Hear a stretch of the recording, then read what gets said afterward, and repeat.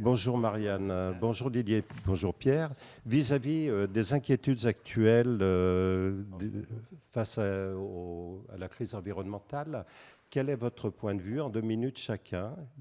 Marianne, Didier, Pierre, vous avez la parole. Qui souhaite en premier? Bonjour à toutes et à tous.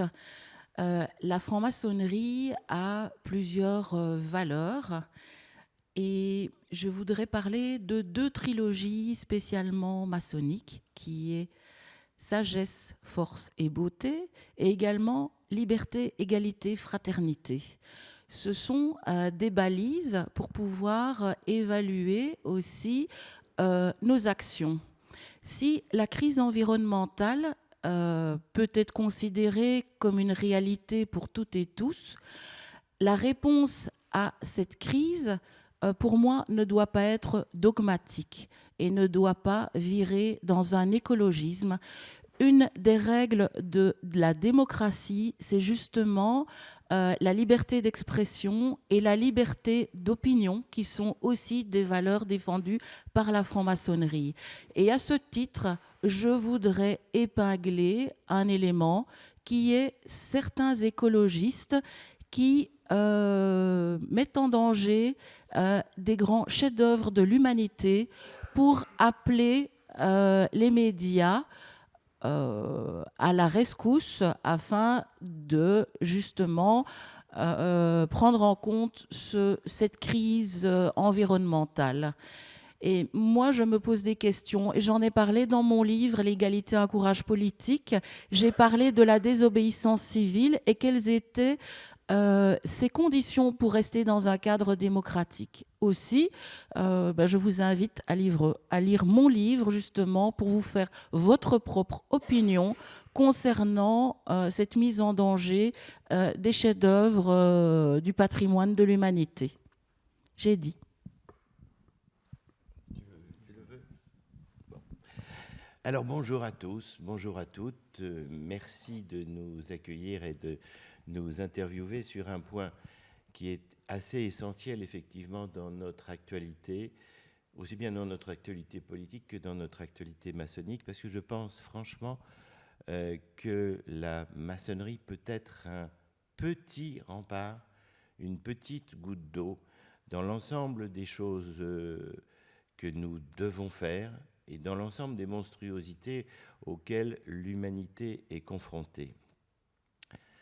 Alors l'écologie, auquel j'ai d'ailleurs largement contribué pour établir le concept dans la fin des années 70, n'est pas du tout étrangère à la maçonnerie, ou la maçonnerie n'est pas du tout étrangère à ce que nous devons faire en termes d'écologie. Mais est-ce bien d'écologie dont il faut parler? Excusez-moi, j'ai une bronchite. Est-ce bien d'écologie dont il faut parler, ou est-ce plutôt d'avenir de nos sociétés, d'avenir de la planète?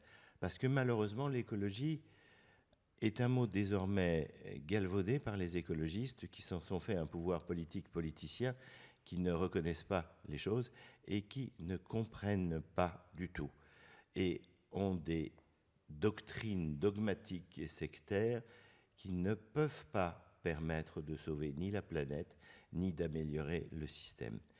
Il s'avère qu'étonnamment, j'ai eu l'information sur cette question qui me serait posée aujourd'hui il y a 24 heures, mais ça tombe assez bien puisque je viens de sortir un livre aussi, qui est L'écologie trahie par les siens, où je fais un point, pas exhaustif bien évidemment parce qu'il faudrait des milliers de pages, mais un point sur la situation et sur ce qu'il faudrait quand même avoir bien compris parmi les concepts, et surtout ne pas faire.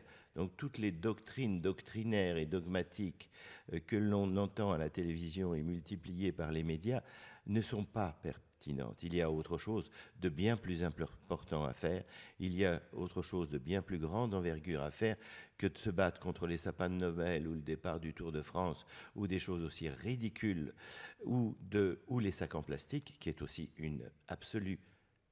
un absolu concept ridicule.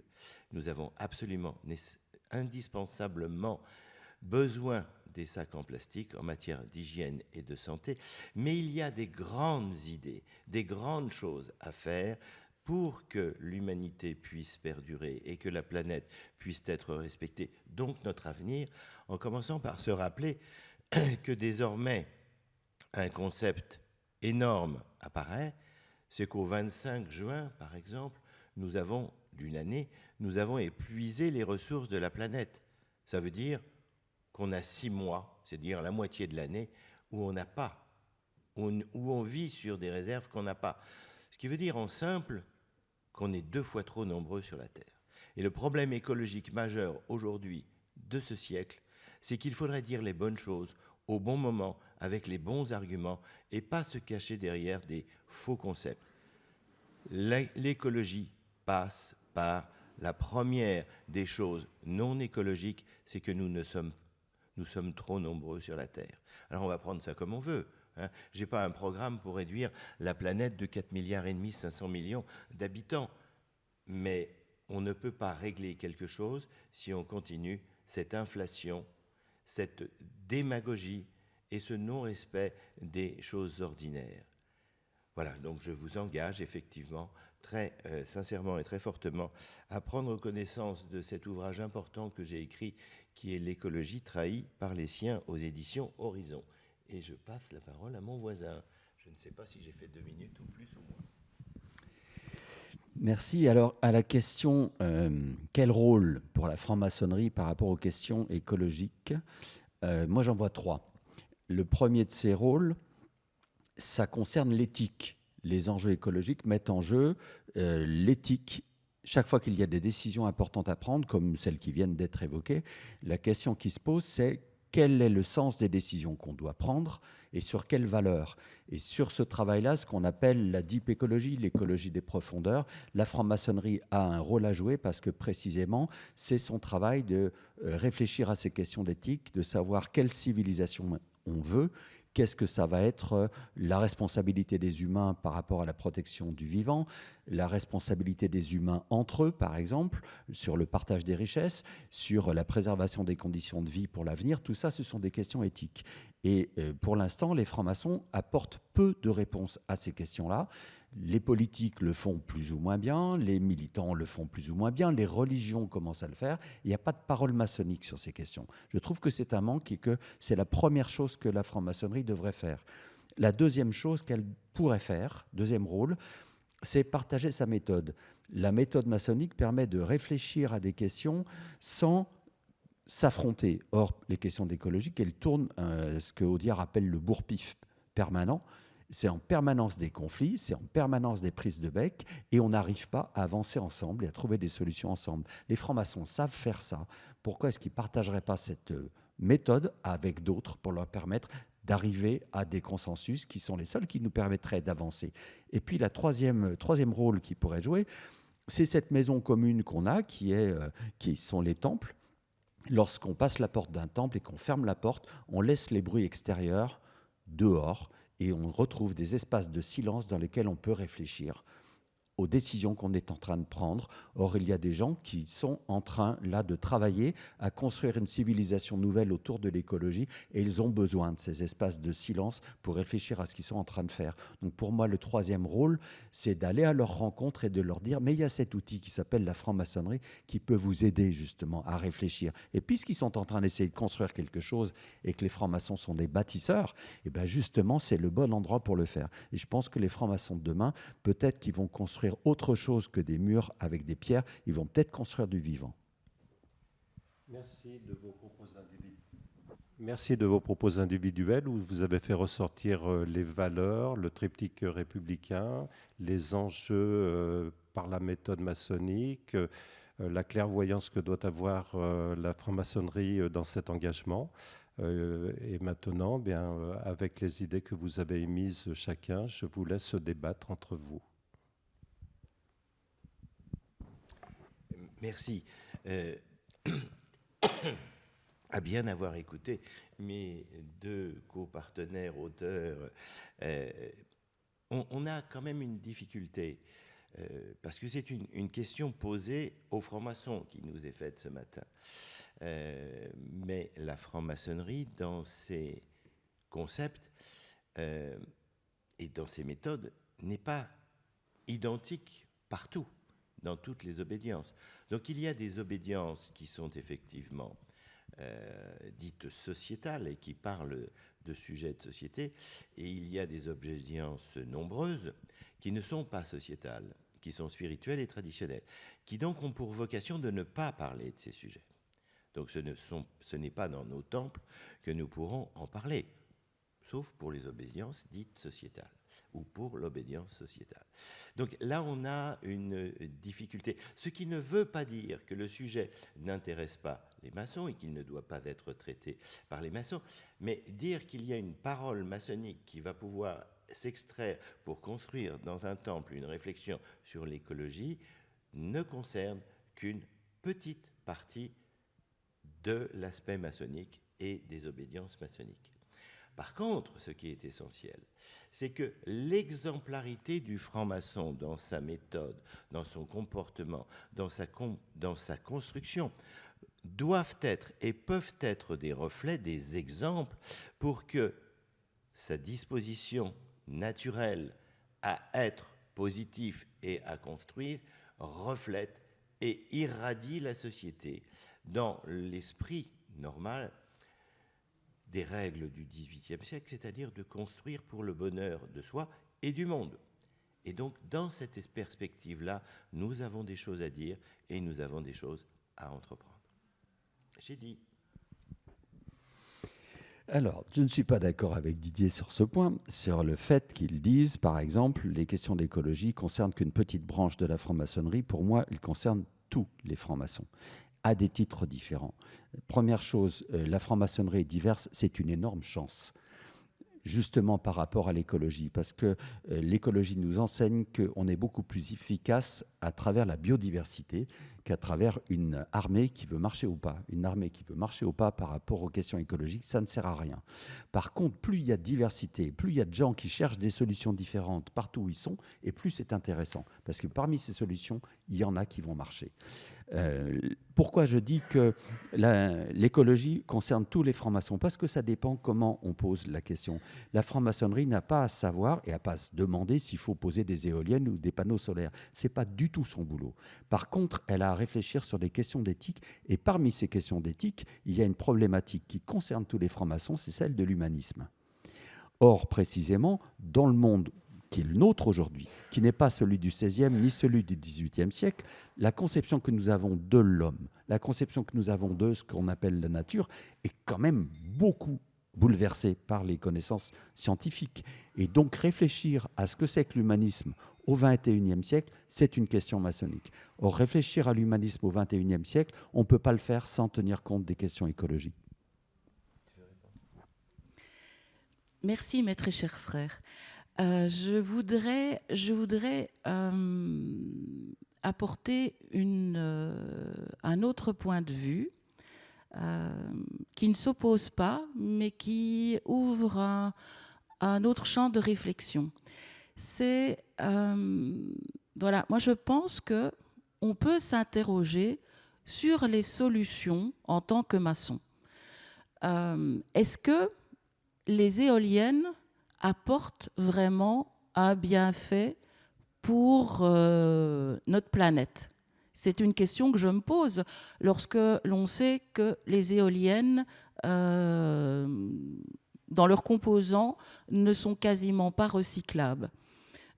Qu'il faut une masse de béton phénoménale qui perturbe l'écosystème terrestre ou maritime.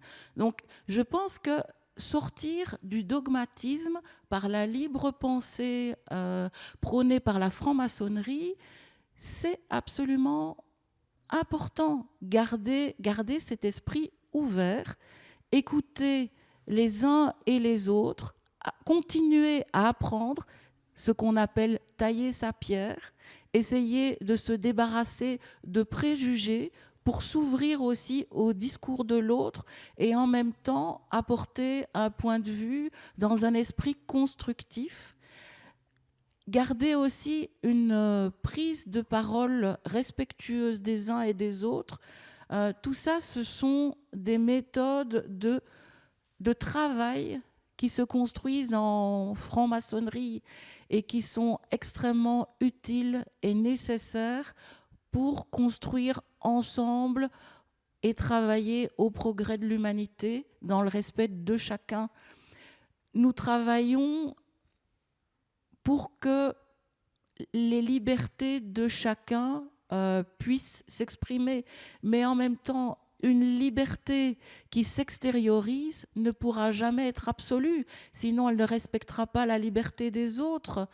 C'est pourquoi, pour moi, l'égalité est absolument indispensable dans la construction des solutions. Si certains ont plus de droits que d'autres, ils ne respecteront pas les droits d'autres personnes.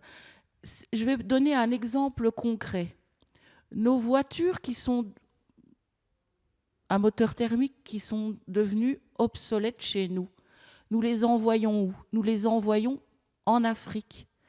Est-ce que c'est une solution qu'on pourrait dire écologiste? Ce sont des questions qu'on est en droit de se poser.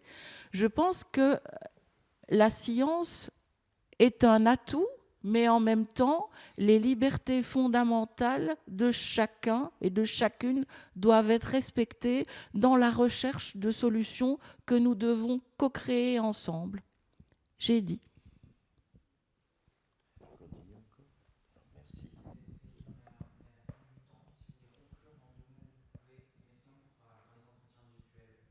D'accord.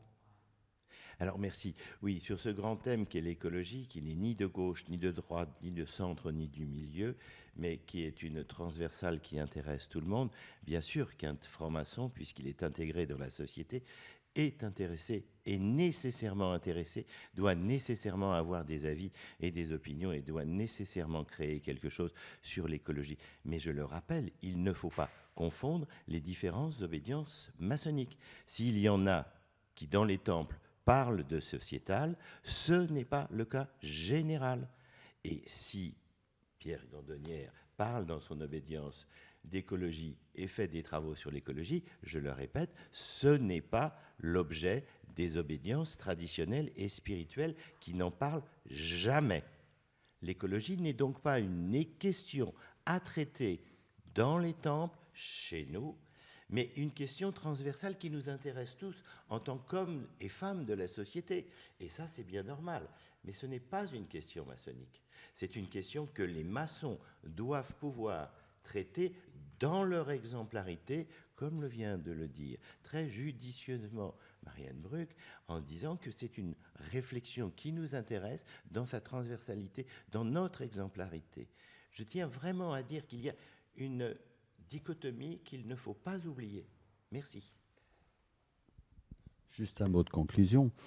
Bien sûr que je ne suis pas d'accord avec ce que vient de dire notre frère, pour une raison simple. Je ne vois pas pourquoi l'écologie ne pourrait pas être une question maçonnique, alors qu'elle est traitée par les religions qui parlent de spiritualité, d'éthique. Et donc, les francs-maçons peuvent parler de spiritualité et d'éthique à propos d'écologie. Mais pour finir, conclusion, je vais rebondir sur ce que disait notre sœur. Oui, bien sûr, la méthode maçonnique qui consiste à dire d'abord la science. D'abord, on établit les faits et tout ça, c'est sous l'égide de la raison et pas du dogme. Et c'est ce qui permet de dépasser peut-être les contradictions qu'il y a dans la société. Oui, l'écologie, c'est d'abord une science et il faut d'abord se référer à la méthode scientifique pour commencer à y comprendre quelque chose. Merci Pierre, Didier et Marianne de votre regard ontologique et humaniste sur un thème tel que l'écologie, sans prononcer le mot d'éco-anxiété, qui est un vocable qui a été forgé il y a 27 ans maintenant. Merci à vous.